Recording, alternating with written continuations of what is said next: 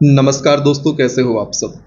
दोस्तों, MPPSC prelims exam की unit 9 अर्थात सूचना एवं संचार प्रौद्योगिकी, इंफॉर्मेशन एवं कम्युनिकेशन टेक्नोलॉजी, इसकी वीडियो सीरीज हम बना रहे हैं लगातार। काफ़ी सारे वीडियोस हो चुके हैं और जो ये वीडियो है इसमें हमें चर्चा करनी है कंप्यूटर वायरस के बारे में। पिछले वीडियो में हमने मालवेयर के बारे में चर्चा करी थी, यदि नहीं देखा तो ज़रूर देख लें। सिक्वेंस में आप चीज़ों को देखेंगे तो सिक्वेंस में आपके दिमाग में भी बैठेंगी। तो आप पहले वीडियो से लेकर लगातार इस सीरीज को कंप्लीट करें। यदि आपने अभी से शुरुआत नहीं करी है तो शुरुआत कर लें, बेनिफिट आपको आपके एग्जाम में मिलेगा। अभी भी आपके एग्जाम को काफ़ी टाइम है। 25 अप्रैल आज हुआ है, 21 मई को आपका एग्जाम है, तो लगभग 25-26 दिन अभी भी आपके पास है। बढ़िया तरीके से सारी सीरीज कंप्लीट करें जिससे यूनिट 9 जो आपकी है उस पर आपकी पकड़ मजबूत हो जाए। तो चलिए शुरुआत करते हैं कंप्यूटर वायरस की। भाई, कंप्यूटर वायरस क्या है? कोई महत्वपूर्ण प्रोग्राम तो होगा नहीं, ये भी दोषपूर्ण सॉफ्टवेयर प्रोग्राम है। पहली चीज, जो डाटा को खराब या नष्ट करने का काम करता है। ये छोटी सी परिभाषा हमने पिछले वीडियो में इसकी कवर कर ली थी। इसके फुल फॉर्म को भी हमने देखा था, vital information resources under seize. क्या फुल फॉर्म होता है वायरस का? Vital information resources under seize, ये फुल फॉर्म होता है वायरस का, जिसे आपको ध्यान रख लेना है। इसके बाद क्या ध्यान रखना है? जो वायरस होते हैं दोस्तों, हार्डवेयर को प्रभावित नहीं करते। ध्यान रखें, जो कंप्यूटर वायरस होते हैं वो हार्डवेयर को प्रभावित नहीं करते, इनका संबंध सॉफ्टवेयर से होता है। हार्डवेयर से इनका कोई नाता नहीं होता, इस चीज़ को आप ध्यान रखें। और वायरस शब्द का सर्वप्रथम प्रयोग किसने किया था? तो फ्रेड कोहेन। इन महाशय का नाम आप ध्यान रख लें, बहुत महत्वपूर्ण व्यक्ति हो सकते हैं यदि पूछ लिया तो। नहीं पूछा दोस्तों वायरस क्या है, ये भी काम का नहीं है, क्योंकि अल्टीमेटली आपका एग्जाम निकालना और एग्जाम में जो पूछ लिया वो महत्वपूर्ण है। और अभी आपको पता नहीं क्या पूछा जाना है आपके एग्जाम में, तो सब कुछ पढ़ लें, ढंग से पढ़ लें, क्योंकि पता नहीं क्या महत्वपूर्ण हो जाएगा आपके एग्जाम के लिए, वो आपको एग्जाम के दिन पता चलेगा। इसलिए लगातार मेहनत करें, जितना हो सके बढ़िया से बढ़िया कंटेंट ध्यान रखने का प्रयास करें, समझने का प्रयास करें सारे कॉन्सेप्ट्स को। ठीक, तो वायरस शब्द का सर्वप्रथम प्रयोग किसने किया था? फ्रेड कोहेन ने किया था, इनको ध्यान रख लें। फ्रेड कोहेन ने वायरस शब्द का सबसे पहले प्रयोग किया। और वायरस हार्डवेयर को प्रभावित नहीं करते, जिसका फुल फॉर्म होता है दोस्तों वायरस का vital information resources under seize. करते क्या है? डाटा को खराब और नष्ट करने का काम करते हैं और दोषपूर्ण सॉफ्टवेयर प्रोग्राम है। क्या? वायरस। वायरस के प्रकार की बात करें तो यहाँ पर लिखे हुए हैं, boot sector virus, program virus, browser hijack, macro virus, encrypted virus, polymorphic virus, network virus और डायरेक्टरी वायरस। इनकी चर्चा विस्तार से हमें करनी है, तो बिल्कुल दिल थाम के बैठें, तसल्ली के साथ बैठें, एक एक बिंदु पे हमें चर्चा करनी है। पहले हम बात कर लेते हैं एग्जाम हेल्प की, इसको खत्म करते हैं फिर आगे बात करते हैं। सभी वायरस मालवेयर हैं और सभी मालवेयर वायरस नहीं है। इसकी चर्चा हमने पहले ही करी थी कि जो मालवेयर है वो बड़ा गोला है, इसके अंदर ट्रोजन, वायरस, स्केयरवेयर, वॉर्म सभी आते हैं। तो ध्यान रखें, इसी प्रकार से दोस्तों वायरस जो हैं मालवेयर के अंतर्गत आते हैं। हम कह सकते हैं कि जो सभी वायरस हैं वो मालवेयर हैं, लेकिन सभी मालवेयर वायरस नहीं है। देखिए आप, ये वाला पोर्शन मालवेयर का, ये वायरस कहाँ है? बस वही चीज़ आपको यहाँ पर समझाई गई है, जिसको मैं आपको पिछले वीडियो में भी बहुत विस्तार से समझा चुका हूँ। उम्मीद है इतनी चीज़ें क्लियर होंगी। और पिछला वीडियो नहीं देखा तो आपसे गुजारिश है, हाथ जोड़कर उनको ज़रूर देख लें, आपका ही बेनिफिट है। फिर चलिए बात करते हैं एक एक करके वायरस के प्रकार के बारे में। शुरुआत होनी है बूट सेक्टर वायरस से। भाई, बूट सेक्टर वायरस होता क्या है? ऐसे वायरस हार्ड डिस्क या फ्लॉपी डिस्क में बूट रिकॉर्ड को संक्रमित करते हैं। दोस्तों ध्यान रखें, जो हार्ड डिस्क या फ्लॉपी डिस्क होती है जहां पर आप चीज़ों को स्टोर करते हैं, उनमें बूट रिकॉर्ड को ये संक्रमित कर देते हैं। यह वायरस ओवरराइट करके यह बूट रिकॉर्ड प्रोग्राम को बदल देते हैं। इतना आपको ध्यान रखना है। करते क्या है? यह ओवरराइट करके जो आपका बूट रिकॉर्ड प्रोग्राम है उसको ही चेंज कर देंगे। कौन? Boot sector virus. क्या करते हैं? हार्ड डिस्क या फ्लॉपी डिस्क में बूट रिकॉर्ड को संक्रमित कर देते हैं। इसके उदाहरण की यदि हम बात करें बूट सेक्टर वायरस की, तो डिस्क किलर दोस्तों, हार्ड डिस्क, फ्लॉपी डिस्क से आप कॉमन सेंस लगा लेंगे, बूट सेक्टर की बात हो रही है। स्टोन्ड वायरस, अल्क क्लोनर और ब्रेन, ये सभी बूट सेक्टर वायरस के उदाहरण हैं। ध्यान रखें, क्या करता है ये? ऐसा वायरस है जो हार्ड डिस्क या फ्लॉपी डिस्क में बूट रिकॉर्ड को संक्रमित करता है, बूट सेक्टर वायरस कहलाता है। बिल्कुल ध्यान से समझ लेना सारी चीज़ों को। फिर बारी आती है प्रोग्राम वायरस की। कि यार प्रोग्राम वायरस क्या है। यह प्रोग्राम फाइल जैसे .exe.bin.com आदि एक्सटेंशन के साथ एग्जीक्यूटेबल प्रोग्राम फाइल को संक्रमित करता है। कौन सा वायरस एग्जीक्यूटेबल प्रोग्राम फाइल को संक्रमित करता है? तो वह है प्रोग्राम वायरस। यह वायरस अपनी कॉपी बनाता है और फाइल को संक्रमित करके मेमोरी में एक्टिव हो जाता है। कौन सा? Program virus. इसके उदाहरण है कास्केड और संडे। इन एग्जाम्पल्स को भी आपको ध्यान रखना है, नहीं तो फिर समस्या हो सकती है। सारा कुछ पता है, एक दो एग्जाम्पल नहीं पता, और जो बेसिक से एग्जाम्पल हैं जो ज़्यादा हाईलाइटेड रहे हैं वही यहाँ पर लिखे हुए हैं और वही पूछ लिए तो फिर आपको समस्या होगी जब आप आंसर की से मैच करेंगे। एग्जाम होने के बाद अब बारी आती है ब्राउज़र हाईजैक वायरस की। तो भाई ये क्या होता है? यह वायरस वेब ब्राउज़र को संक्रमित करता है। इसकी शक्ल पे लिखा ब्राउज़र हाईजैक, मतलब ब्राउज़र को हाईजैक कर लिया, मतलब उसको संक्रमित कर दिया। जैसे प्लेन हाईजैक होते हैं, बस हाईजैक होती है, इसी प्रकार से ब्राउज़र को हाईजैक कर लिया, अर्थात ब्राउज़र को संक्रमित कर लिया, कब्जे में ले लिया, जिसमें यह विभिन्न फर्जी वेबसाइटों तक पहुँचाता है। अब हाईजैक हो गया, नियंत्रण में आ गया, कहीं का कहीं पहुँचाएगा, जो सिक्योरिटी सुरक्षा के पर्पज से या लिहाज से सही नहीं होगा। उदाहरण स्वीट पेज, आस्क टूलबार, ये सभी ब्राउज़र हाईजैक वायरस के उदाहरण हैं। इनको भी आप ध्यान रखें। फिर हमें बात करनी है मैक्रो वायरस की। दोस्तों यह वायरस किसी डॉक्यूमेंट या टेम्पलेट को संक्रमित करता है। कौन सा वायरस? मैक्रो वायरस क्या करेगा? किसी डॉक्यूमेंट या टेम्पलेट को संक्रमित कर देगा। यह वायरस स्वयं को डॉक्यूमेंट से जोड़े रखता है। कौन सा वायरस? मैक्रो वायरस क्या करेगा?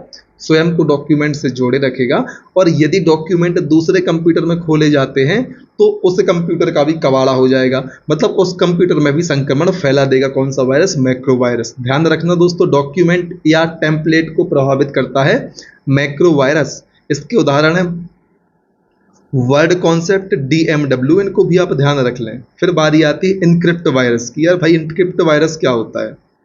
इस प्रकार के वायरस इनक्रिप्टेड कोड का उपयोग करते हैं। भाई शक्ल पे लिखी हुई ये चीज़ है। इनक्रिप्ट वायरस क्या कर रहा है? इनक्रिप्टेड कोड का यूज़ कर रहा है। एंटीवायरस सॉफ्टवेयर को इनका पता लगाना कठिन होता है भाई। अब इनक्रिप्ट कर दी चीज़ें, आप ABC को आपने कुछ का कुछ उल्टा सीधा लिख दिया, तो भाई एंटीवायरस कैसे ढूंढ पाएगा? वो तो चक्कर खा जाएगा ना। तो जो इनक्रिप्टेड वायरस होते हैं उनको खोजना कठिन होता है एंटीवायरस के लिए। हम तो नॉर्मल वायरस को भी ना खोज पाए, हम सॉफ्टवेयर थोड़ी ना इंसान है, रोबोट थोड़ी ना, मशीन थोड़ी ना है, ठीक। वैसे सॉफ्टवेयर बोलेंगे हम, मशीन में सॉफ्टवेयर होता तो उस कंटेक्स्ट में मैंने आपसे बोला है, नहीं तो आप बोलें सर हार्डवेयर बोल रहे हो आप, तो ऐसा नहीं। हार्डवेयर भी बिना सॉफ्टवेयर के काम थोड़ी ना करता है, इतना आप ध्यान रख लें, ठीक। तो इनक्रिप्टेड वायरस क्या है?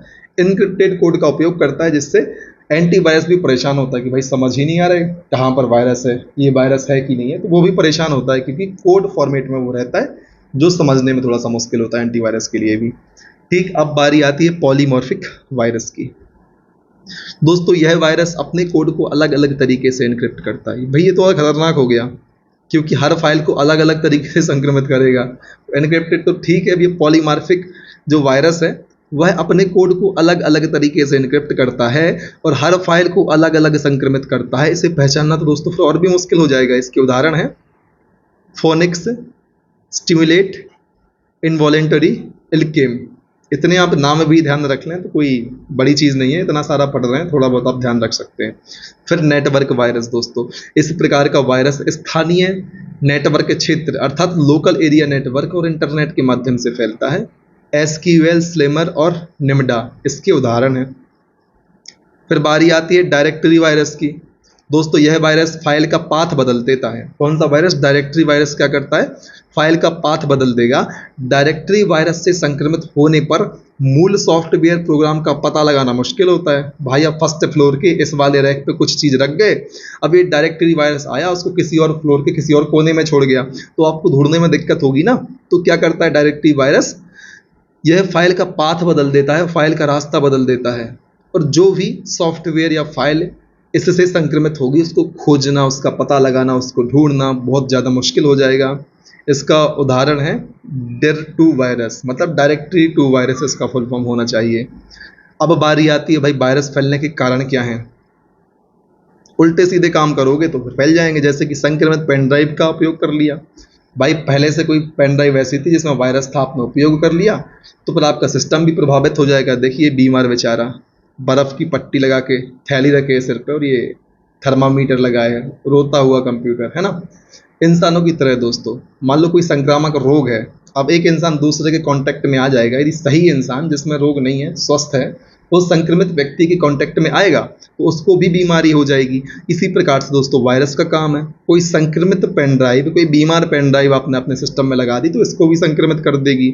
संक्रमित सीडी डीवीडी, अब दोस्तों कुछ भी संक्रमित वाली चीज़ आप कंप्यूटर से अटैच करोगे तो कबाड़ा होना ही है।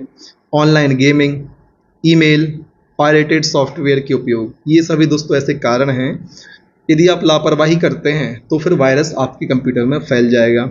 अब प्रभाव देख लो, इंसान बीमार हो जाएगा तो क्या होता है, वो भी काम नहीं कर पाता, कंप्यूटर की स्पीड धीमी हो जाती है, यहाँ पर भी ब्राउज़र सेटिंग में बदलाव हो जाता है, कंप्यूटर हैंग होने लगता है, अजीब से आइकन बनने लगते हैं, पॉप अप विंडो का खुलना, और भी काफ़ी सारे प्रभाव होते हैं, वो अलग अलग वायरसेस के हिसाब से अलग अलग होते हैं। फिर बारी आती है प्रमुख वायरस और उनके निर्माण वर्ष की, तो इनकी चर्चा भी हम एक बार कर लेते हैं अपने इस वीडियो में, ठीक है।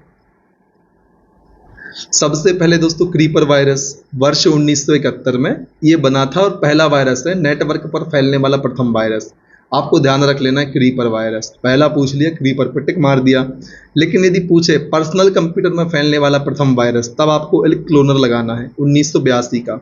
दोस्तों प्रश्न आपसे यह है कि भारत में रंगीन टीवी की शुरुआत किस वर्ष में हुई थी? ल्यूसेंट में मिसलेनियस में लिखा हुआ है, वहां से देख के कमेंट कर दें, लेकिन कमेंट जरूर बताएं। आपको इस वीडियो के इस स्लाइड में जो आपको अभी डिस्प्ले पे दिख रहा है वहां पर भी आपको आंसर मिल जाएगा। भारत में रंगीन टीवी सेवा की शुरुआत कब से हुई थी? कलर टीवी की बात चल रही है, तो बताएं फिर हमारे लिए। फिर बारी आती है ब्रेन की। दोस्तों निर्मित हुआ था 1986 में, कॉपी प्रोटेक्शन के रूप में डिजाइन वायरस, पाकिस्तान में निर्मित पहला बूट सेक्टर वायरस है ब्रेन। ध्यान रखें, पहला बूट सेक्टर वायरस यदि आपसे पूछें तब आपको आंसर करना है कौन सा है, वह है ब्रेन। और कब निर्मित हुआ था? 1986 में निर्मित हुआ था।